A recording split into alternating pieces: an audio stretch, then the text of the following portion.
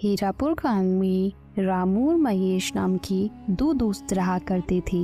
रामू बहुत ही मेहनती था, लेकिन महेश आलस करके अपने खेतों में काम किया करता था। अरे वाह रामू, मैंने सुना है इस साल तुम्हारी बहुत ही अच्छी फसल हुई है। हाँ काका, इस बार मेरी बहुत अच्छी फसल हुई है। फसल बेचने पर मुझे बहुत अच्छा मुनाफा होगा। बेटा, तुम्हारे खेत में कुल कितनी बोरी फसल हुई है? काका, 5 एकड़ जमीन पर कुल 150 बोरी हुई है। ठीक है काका, चलो अब मैं चलता हूँ, मुझे आज अनाज को बेचने के लिए जाना है। ऐसा कहकर रामू वहाँ से चला जाता है। तभी थोड़ी देर बाद महेश भी वहाँ से अपने खेतों की ओर जा रहा था। अरे महेश बेटा, कहाँ जा रहे हो? काका, खेत में फसल की बोरियां आज सुबह जल्दी जाकर मैंने भर दी थी, अब उन्हीं को लेने जा रहा हूँ। महेश बेटा, तुम्हारे पास भी 5 एकड़ जमीन है ना? तो तुम्हारे खेत में इस बार कितनी फसल की बोरियां हुई है? हाँ काका, मेरे पास 5 एकड़ जमीन है और मेरी जमीन पर इस बार 1 एकड़ में 20 बोरियां हुई हैं, तो 5 एकड़ की 100 बोरियां हुई है। क्यों महेश बेटा, तुम्हारे खेत में 100 बोरी की फसल ही क्यों हुई है? तुम्हें पता है तुम्हारा दोस्त जो रामू है, उसके पास भी 5 एकड़ जमीन है। उसकी जमीन पर 150 बोरियों का अनाज हुआ है, जबकि जहां तुम दोनों के खेत है उधर के इलाके की जमीन तो एक जैसी ही है। क्या कहा? मेरे दोस्त रामू के खेत में इस बार 150 बोरियां की फसल हुई है, लेकिन उसने तो मुझे बताया ही नहीं। ठीक है काका, चलो मैं चलता हूँ। फिर शाम को महेश अपनी फसल बेचकर अपने घर लौट जाता है।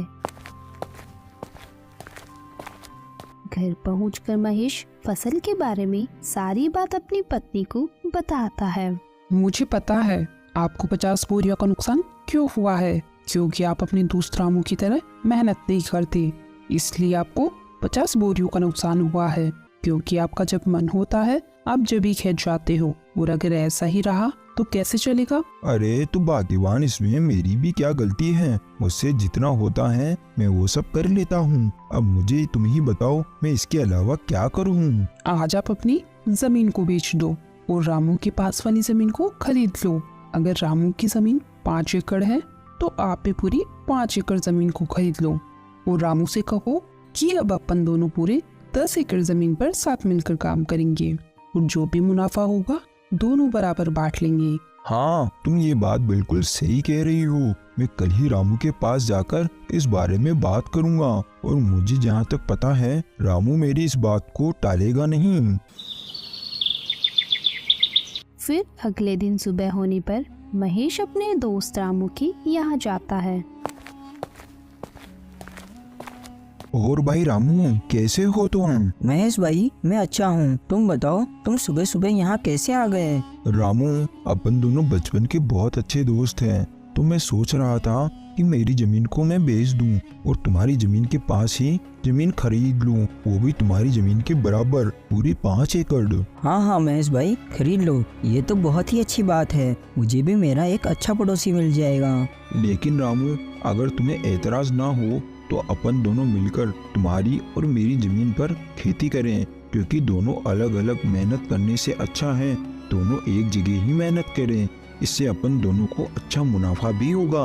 हाँ हाँ महेश भाई, मुझे इस बात से कोई एतराज नहीं है। चलो अपन सेठ मनीराम के यहाँ चलकर जमीन को खरीदने और बेचने की बात करते हैं, क्योंकि मेरे खेत के पास की जमीन सेठ मनीराम की है। फिर दोनों सेठ मनीराम के पास चले जाते हैं। सेठ जी, रामू के पास वाली जो जमीन आपकी है, मुझे उस जमीन को खरीदना है। तो खरीद लो, हमने कब मना किया है, लेकिन जमीन खरीदने के लिए पैसे लेकर आए हो? दरअसल सेठ जी, बात ऐसी है कि मैं अपनी 5 एकड़ जमीन बेचना चाहता हूँ और रामू के पास वाली 5 एकड़ जमीन खरीदना चाहता हूँ। तो खरीद लो, मुझे कोई दिक्कत नहीं है, लेकिन मेरी जमीन के बदले मुझे तुम्हारी जमीन और 5,000 रुपए चाहिए। लेकिन सेठ जी, मेरी जमीन भी तो 5 एकड़ की है और आपकी जमीन भी तो 5 एकड़ की है, तो फिर आप मुझसे 5,000 रुपए और क्यों मांग रहे हो? देखो भाई महेश, जमीन की समय के हिसाब से कीमत होती है। अगर तुम्हें लेनी है तो 5,000 रुपए दे दो, वरना कोई बात नहीं। ठीक है सेठ जी, चलो आप 5,000 रुपए और ले लेना, लेकिन आपकी वो जमीन मुझे दे दो। फिर महेश सेठ मनीराम से उसकी जमीन खरीद लेता है। फिर ऐसे ही कुछ दिन बीतने के बाद सुनो भाई महेश, हमें कल से खेतों में हल चलाना होगा, इसलिए कल सुबह तुम तैयार रहना खेत जाने के लिए। अरे यार, हल चलाने में तो बहुत मेहनत लगती है, बैल के साथ साथ पूरे खेत में चलना पड़ता है। मुझे इस काम से बचने के लिए कोई ना कोई बहाना तो बनाना ही पड़ेगा। अरे सुनो भाई रामू, आज मेरी पत्नी के पिताजी का देहांत हो गया है और मुझे 12 दिन के लिए उनके वहाँ जाना पड़ेगा, और अगर मैं वहाँ नहीं गया तो अच्छा नहीं लगेगा।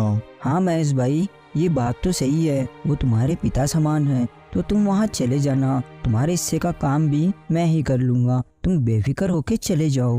मुझे तो ऐसा लग रहा था कि तुम इस बात के लिए बिल्कुल नहीं मानोगे। तुम सच में मेरे बहुत अच्छे दोस्त हो। मैं 12 दिन बाद वापस आकर तुम्हारे साथ खेत में बहुत मेहनत करूँगा। और इस बात से रामू बहुत परेशान हो जाता है। सुनो जी, आप इतने परेशान क्यों नजर आ रहे हो? क्या हुआ, क्या बात है? अरे कुछ नहीं, महेश अपनी पत्नी के साथ उसके मायके गया है और खेत में बहुत काम पड़ा है। अरे तो आप परेशान मत होइए, वो जब तक नहीं आते मैं आपके साथ खेत में काम करवा दूंगी। फिर अगले ही दिन से रामू अपनी पत्नी राके के साथ मिलकर खेतों में हल चलाने का काम शुरू कर देता है। फिर कुछ दिन बीतने के बाद रामू महेश के यहाँ जाता है। सुनो भाई महेश, बारिश के दिन चालू हो गए हैं और थोड़ी थोड़ी बारिश भी आने लगी है, तो मैं सोच रहा हूँ अपन दोनों मिलकर बारिश के पानी के जाने के लिए रास्ता बना दें। अगर अपन पानी के जाने के लिए रास्ता बना देंगे तो अपने खेत में बारिश का पानी एक जगह जमा नहीं होगा।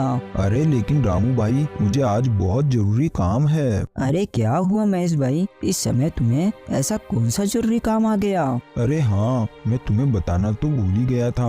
मुझे तुम्हारी भाभी को लेकर शहर में डॉक्टर के यहाँ जाना है, क्योंकि 2-3 दिन से तुम्हारी भाभी की तबीयत बहुत खराब चल रही है। ठीक है महेश, तुम चले जाना, मैं यहाँ का सारा कामकाज देख लूँगा। फिर महेश अपने मन में सोचता है, अरे वाह, ये तो मेरी इतनी जल्दी ही बात मान गया। मेरे हिस्से का काम भी करने के लिए तैयार हो गया।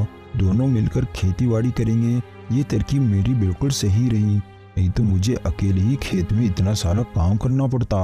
क्या सोच रहे हो महेश भाई, तुम चिंता मत करो, मैंने कहा ना मैं यहाँ का सारा कामकाज देख लूँगा। तुम निश्चिंत होके भाभी को डॉक्टर को दिखा लाओ। वही तो मैं सोच रहा हूँ कि सारे कामकाज तुम्हारे ऊपर छोड़कर शहर जाना मुझे बिल्कुल अच्छा नहीं लग रहा, मगर क्या करूँ, जाना तो पड़ेगा ही। फिर महेश अपनी पत्नी को लेकर शहर चला जाता है और दूसरी ओर रामू बारिश में भीगता हुआ अपने खेत में बारिश के पानी को जाने के लिए रास्ता बनाने लगता है।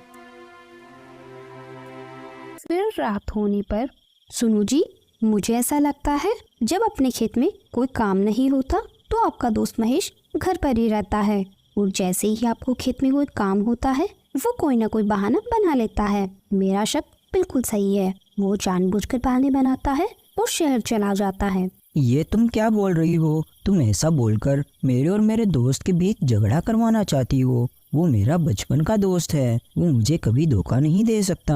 आपको मेरी बातों पर बिल्कुल भी विश्वास नहीं है ना? देख लेना, कुछ ही दिनों में आपको सच का पता चल ही जाएगा। फिर ऐसे ही कुछ दिन बीतने के बाद फसल तैयार हो जाती है।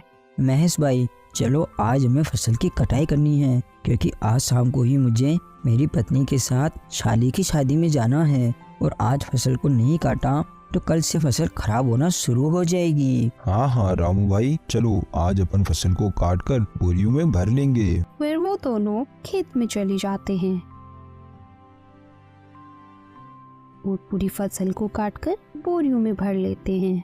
ठीक है महेश भाई, अब अपन ने सारी फसल की बोरियां तो भर ली और अब शाम भी हो रही है, तो मैं शाली की शादी में जाने के लिए निकल रहा हूँ। तुम इन अनाज की बोरियों को बैलगाड़ी में भरकर अपने घर ले जाना। जब मैं कल आऊँगा तो अपन इस अनाज को मंडी में बेच आएंगे। अरे भाई, तुम चिंता मत करो, जब मुझे काम था तो तो सारा काम तुमने अकेले ही किया था और अब तुम्हें काम है तो मैं सारा काम अकेले ही कर लूंगा। तुम इस बात की बिल्कुल भी चिंता मत करो, मैं इन बोरियों को बैलगाड़ी में भरकर घर ले जाऊंगा। फिर महेश सारी फसल को बैलगाड़ी में भरकर घर ले आता है। सारी फसल को यहाँ क्यों लेकर आए हो? मंडी में बेचकर क्यों नहीं आए? वो क्या है ना, रामू उसकी साली की शादी में गया है और वो कल सुबह तक लौटेगा। उसके आने के बाद ही हम इन बोरियों को मंडी में बेच आएंगे। चलो ये तो अच्छा है कि सारी बोरियां आप यहाँ लेकर आए हो। मेरे पास एक तरकीब है। बताओ बताओ क्या तरकीब है और यहाँ फसल को लाना क्यों सही है? देखिए, आपका दोस्त कल सुबह तक नहीं आने वाला और इतने में अपन इन सारी बोरियों को अपने घर के पीछे वाले कमरे में रख दे तो सारी फसल का पैसा केवल अपना होगा। हाँ, ये बात तो तुम बिल्कुल सही कह रही हो, लेकिन अपन रामू को क्या बोलेंगे कि सारी फसल कहाँ गई? अरे इस बात की आप चिंता मत करो। कल सुबह जब आपका दोस्त फसल लेने के लिए आएगा तो बोल देना कि सारी बोरियां घर के बाहर ही रखी थी और पता नहीं यहाँ से कौन चुरा कर ले गया। बस इतना ही बोल देना। इसमें आपका दोस्त क्या ही कर पाएगा, वो कुछ नहीं बोलेगा। अरे वाह भाग्यवान, तुम कितनी अक्लमंद हो, तुम्हारा कितना दिमाग चलता है। मैं तो केवल खेत में काम करने से ही बच रहा था और तुमने तो सारी फसल को ही अपना बना लिया। वाह भाग्यवान वाह। आप इस काम में बिल्कुल भी देरी मत कीजिए। आप सारी बोरियों को बैलगाड़ी से उतारकर घर के बाहर ही रख दीजिए ताकि गांव वाले भी देख सके कि बोरियां आपने घर के बाहर रखी है। फिर रात होने पर अपन दोनों मिलकर बोरियों को छुपा देंगे। फिर रात होने पर दोनों पति पत्नी मिलकर सारी बोरियों को घर के पीछे वाले कमरे में छुपा देते हैं। फिर अगले दिन सुबह होने पर रामू महेश के यहाँ आता है। अरे महेश भाई, तुमने सारी बोरियां कहाँ पर रखी है? चलो आज अपन उनको मंडी में बेच आते हैं। हाँ हाँ रामू भाई चलो। फिर वो दोनों घर के बाहर जाते हैं। अरे बाप रे, मैंने अनाज की सारी बोरियां तो यहीं रखी थी, कहाँ गई बोरियां? अरे महेश भाई, तुम ये क्या बोल रहे हो? कहाँ पर है सारी बोरियां? मुझे नहीं पता, मैंने सारी बोरियां कल शाम को यहीं लाकर रखी थी। मैंने सोचा था कि यहीं से सारी बोरियां उठाकर अपन मंडी में बेच आएंगे, लेकिन अब क्या करेंगे, अपनी सारी बोरियां तो चोरी हो गई। क्या अपनी सारी अनाज की बोरियां चोरी हो गई? हाँ, ये चोरों का ही काम है, नहीं तो यहाँ पर रखी हुई बोरियां भला कौन लेकर जाएगा? महेश भाई, तुमने ये क्या किया? पूरे 6 महीने की मेहनत को तुमने चोरों के हाथों में सौंप दिया। मुझे तुमसे ये उम्मीद नहीं थी। अरे रामू भाई, ये तुम क्या बोल रहे हो? तुम तो ऐसे बोल रहे हो जैसे उस फसल में तुम्हारा अकेले का ही हिस्सा था और मैंने चोरों को जानबूझकर वो बोरियां जिसे हाथ में दे दी हो। उस फसल में मेरा भी तो हिस्सा था, नुकसान मेरा भी तो हुआ है। हाँ, ये बात भी बिल्कुल सही है। चोर अपन दोनों का ही हिस्सा लेकर गए हैं। अपन दोनों को ही बहुत बड़ा भारी नुकसान हुआ है। चलो ठीक है, अब मैं अपने घर चलता हूँ। ऐसा कहकर रामू वहाँ से अपने घर चला जाता है और जाकर चुपचाप बैठ जाता है। क्या हुआ जी, आप इतने उदास क्यों नजर आ रहे हो? क्या बताऊँ मैं तुम्हें? फिर रामू अपनी पत्नी को सारी बात बता देता है। अरे तो कोई बात नहीं, आप चिंता मत कीजिए। अभी खेत में काम करने के लिए काफी समय है। जब तक आप अपने घर के बाहर वाले आंगन में सब्जियां लगाकर उन्हें बेचने का काम चालू कर दो। हाँ, तुम ये बात बिल्कुल सही कह रही हो। मैं कब तक ऐसे ही हाथ पे हाथ धरा बैठा रहूंगा? घर बैठे रहने से कौन सा मुझे बैठे बैठे पैसा मिल जाएगा। फिर रामू सब्जियां लगाने के लिए अपने घर के बाहर के आंगन में खुदाई करने लगता है। तभी खुदाई करते करते उसे एक मटका दिखाई देता है। अरे ये तो सोने चांदी से भरा हुआ मटका है। ये तो मेरा अच्छा भाग्य है। अगर मेरी फसल चोरी नहीं होती तो मैं कभी यहाँ सब्जियाँ नहीं लगाता और ना ही यहाँ जमीन पर खुदाई करता। अगर इसमें से एक सोने का सिक्का भी बेच दिया तो मेरी फसल के बराबर मुझे पैसे मिल जाएंगे। फिर रामू अंदर जाकर सारी बात अपनी पत्नी को बता देता है। ये सब भगवान की ही कृपा है, क्योंकि आप बहुत मेहनती इंसान हो। मेहनत का फल हमेशा मिलता ही मिलता है। और उधर दूसरी ओर सुनो जी, आज रात को अपन इस फसल को मेरे भाई के यहाँ ले जाएंगे और रात में वहीं रुक जाएंगे। फिर कल सुबह इस फसल को शहर में ही बेच देंगे। हाँ हाँ, तुम बिल्कुल सही कह रही हो, अपन ऐसा ही करेंगे। फिर रात होने पर महेश और उसकी पत्नी दोनों उस कमरे में जाते हैं तो देखते हैं उनकी सारी फसल की बोरियां खराब हो चुकी है। अरे ये क्या हो गया, अपन ने इनको यहाँ छुपाने से पहले ये तो सोचा ही नहीं कि अगर फसल को थोड़ी भी हवा नहीं मिलेगी तो सारी फसल खराब हो जाएगी। ये सब तुम्हारी वजह से हुआ है। जो अपन को अपने हिस्से में मिलने वाला था अब तो वो भी नहीं मिलेगा। चला गया अब अपने हाथ से सब कुछ। अब क्या करेंगे अपन दोनों, हमारा सब बर्बाद हो गया अब। तो दोस्तों, हमें इस कहानी से यही सीख मिलती है कि हमें कभी भी किसी के साथ बुरा नहीं करना चाहिए, क्योंकि बुरा करने वालों के साथ बुरा ही होता है। वो रामू बहुत ही मेहनती आदमी था, तो उसे उसकी मेहनत का फल मिल ही गया। Thanks for watching.